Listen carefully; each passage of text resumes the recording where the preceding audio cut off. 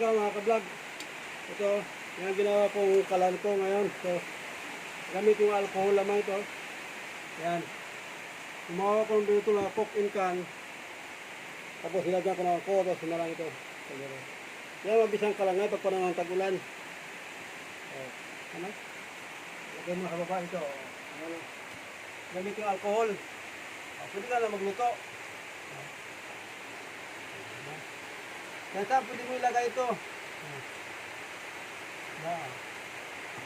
Hindi ka makakaluto ng sinaing. Gamit yung alcohol lang. Ito.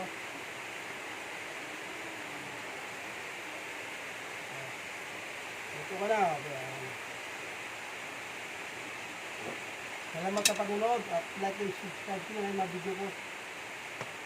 Pag itong tagulan, itong kanang gamitin yung kalan.